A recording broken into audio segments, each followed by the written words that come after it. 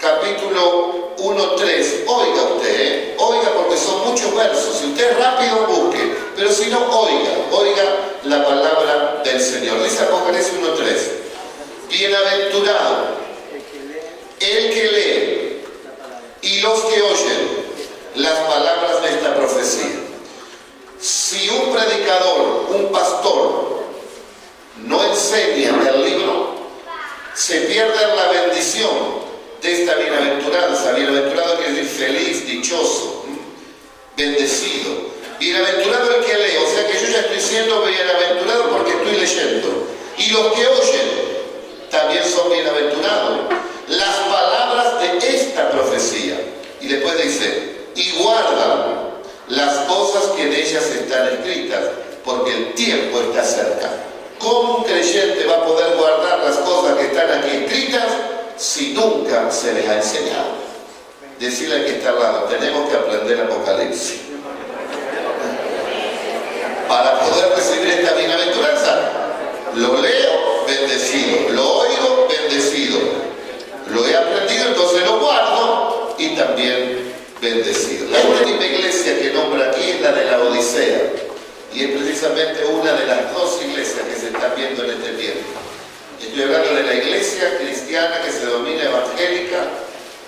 Hoy podemos ver que una parte cumple como la iglesia de Filadelfia y la otra parte como la iglesia de la Odisea.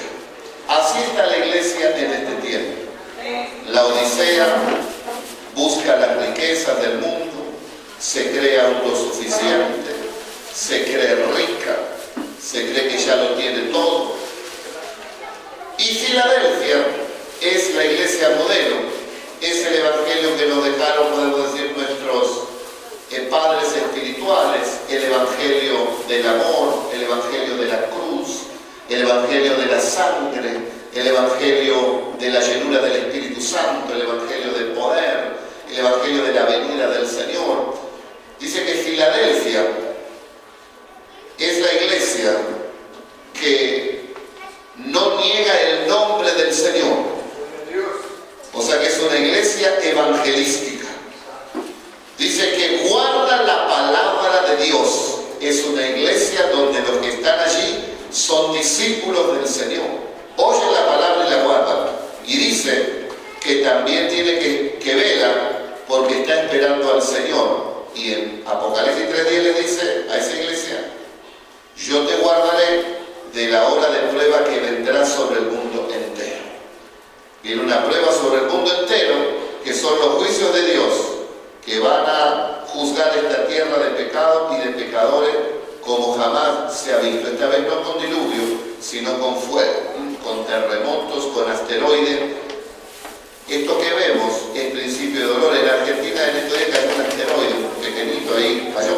Principio de dolores, señales, terremotos, principio de dolores, inundaciones, sediciones, la maldad multiplicándose, señales que nos están indicando que la iglesia tiene que prepararse y que Dios ha dado unos años de gracia para que la iglesia remanente, la iglesia que Él escogió, pueda irse en este evento tan glorioso que muchísimos ignoran, que es el arrebatamiento de la iglesia. Juan, después que el Señor le muestra esa última iglesia que se iba a manifestar, una iglesia tibia, una iglesia que ya buscaba, iba a la iglesia pero no por amor a Cristo, sino por las añadiduras, por lo que el Señor le podía dar, y que también se sentía autosuficiente y que ya no dependía del Señor. Esa iglesia es la que en la mayoría de las naciones se está viendo lamentablemente, y el Señor dice a esa iglesia, yo estoy a la puerta y llamo, y si alguien oye mi voz, abra la puerta y yo entraré y cenaré con él. Esa palabra que muchas veces la hemos escuchado, la hemos dicho nosotros de una manera evangélica,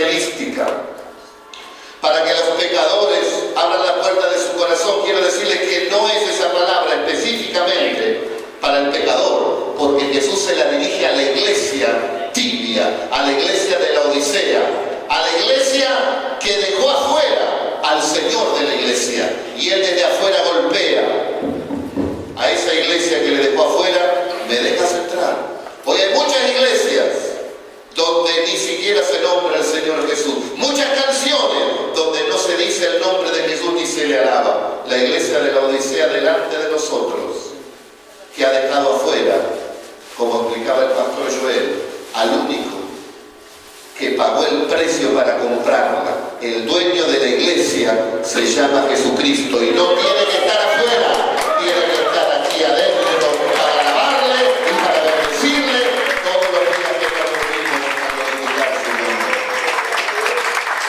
Templos que han dejado afuera al Señor hay por doquier, pero gracias a Dios que hoy estamos en un templo donde el Señor no está afuera, sino que el Señor está aquí adentro y se mueve y se pasea y te toca y te llena del Espíritu Santo. Dale fuerte entonces que aplauda al Señor.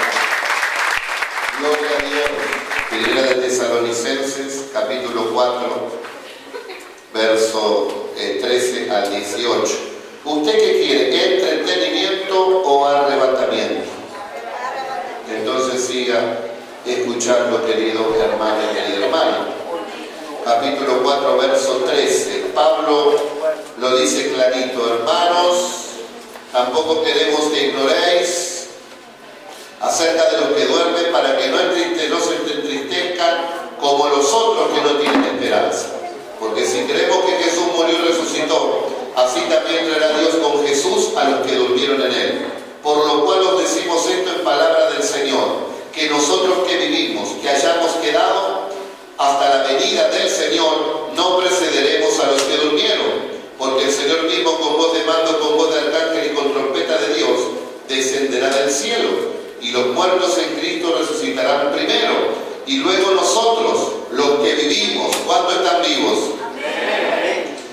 Los que hayamos quedado, seremos, ¿qué dice su Biblia? Seremos arrebatados juntamente con ellos. ¿En dónde? ¿Lo dice la Biblia o no lo dice la Biblia? Para recibir al Señor en el aire, y así estaremos siempre con el más clarito imposible. Por tanto, dice el apóstol, alentaos los unos a los otros con estas palabras. Yo no entiendo cómo es que no se predica esto. ¿Cómo es que no se predica si el apóstol Pablo dice: aliéntense con estas palabras? No se pongan tristes por nuestros hermanos que se murieron, porque sonará la trompeta y ellos resucitarán primero. Y nosotros, aunque las cosas se pongan difíciles en la tierra, seremos también arrebatados y recibiremos al Señor en las nubes y estaremos siempre con Él. Aliéntense los unos a los otros con estas palabras, dice el apóstol San Pablo. Gloria a Dios. Pero acerca de los tiempos, dice el apóstol, él sigue escribiendo, capítulo 5, pero acerca de los tiempos y de las ocasiones no tenéis necesidad, hermanos, que yo os escriba, porque vosotros sabéis perfectamente que el día del Señor vendrá así como ladrón en la noche. Nadie se da cuenta y viene el Señor. Pero sigue escribiendo el apóstol, dice: pero cuando digan paz y seguridad, entonces vendrá sobre ellos destrucción repentina, como los dolores a la mujer encinta, y no escaparán. O sea que al mundo, al que no esté preparado, al que no lo esté esperando, le va a venir, hermanos, de una manera tan sorpresiva, que ellos mismos decir: ¿qué es lo que pasó? ¿Qué es lo que está pasando? Porque el mundo está en tinieblas y porque hay parte de la iglesia que no se preparó. Por eso Cristo dice: estén preparados, porque el día que menos lo piensen, ese día volveré. Y a la iglesia le dice en el verso 4: mas vosotros, hermanos, no estáis en tinieblas, para que aquel día os sorprenda como ladrón. O sea que Pablo le está diciendo que la iglesia que esté en ese tiempo viva, aquí en la tierra, no nos va a agarrar durmiendo, no nos va a agarrar en tinieblas. Nos van a avisar, querido hermano, que el Señor está a punto de venir. Va a enviar pastores, siervos, hombres de Dios, que nos van a estar avisando, porque Dios nos ama. Dios nos ama. A ustedes no nos va a agarrar en tinieblas, dice Pablo. Al mundo sí, porque todos vosotros sois hijos de la luz e hijos del día. No somos de la noche ni de las tinieblas. Y el 6 advierte el apóstol: por tanto, no durmamos, no seamos tibios como los demás, sino que velemos y seamos sobrios. Lo que vos estás haciendo aquí, estás velando, estás atento, te estás preparando, querés estar alerta, y Dios te habla, y Dios te advierte, y ese día no te va a sorprender. Imagínese el apóstol Pablo hace, no sé, 1950 años. Escribe Pablo, les voy a dar la clave a la iglesia, ellos van a saber el tiempo, donde tendrán que estar bien preparados.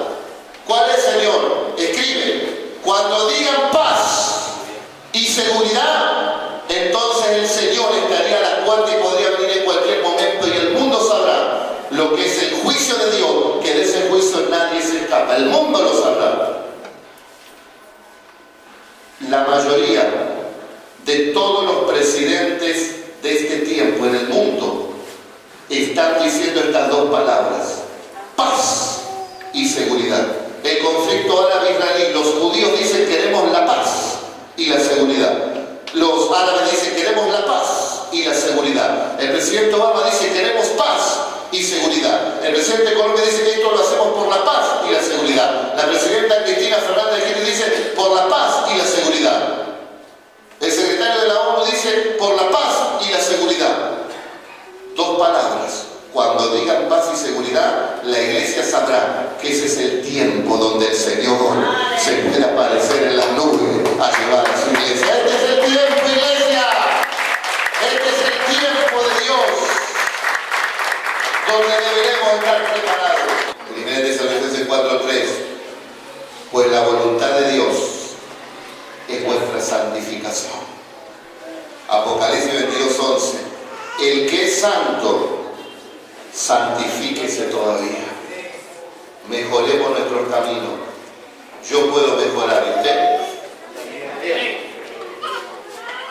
Veremos, oremos, ayunemos, lloremos y lamentémonos por la gente que se pierde. Testifiquemos, llenémonos del Espíritu Santo. Enseñemos la palabra y hagamos discípulos. Amemos la palabra de Dios. Tengamos fe en la palabra. Amemos a los hermanos y seamos fieles al Señor. Hará que nuestras vidas estén preparadas para ese momento. Amén. El camino sigue siendo estrecho y angosto, hermano. Las naciones no serán conquistadas por el Evangelio. No todos los peruanos se van a salvar. El camino siempre va a ser estrecho y angosto. Pero sí vamos a dar batalla para que todos los argentinos y para que todos los peruanos y para que todas las naciones del mundo puedan oír el verdadero evangelio, para que oyendo el verdadero evangelio tengan la oportunidad de arrepentirse y de irse con Jesús. Amén. De eso sí, Dios le va a dar la oportunidad. Amén. Quiero decirte algo para animar tu corazón.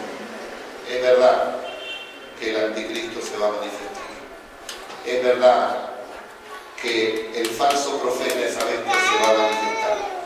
Falta poco para que se manifieste, pero hay otro que también se va a manifestar y se llama Jesús. ¡Aleluya! Son tres que vienen, y el primero, a mi entender, o humilde modo de entender, que viene antes de que aparezcan esas dos bestias, es mi Señor Jesucristo.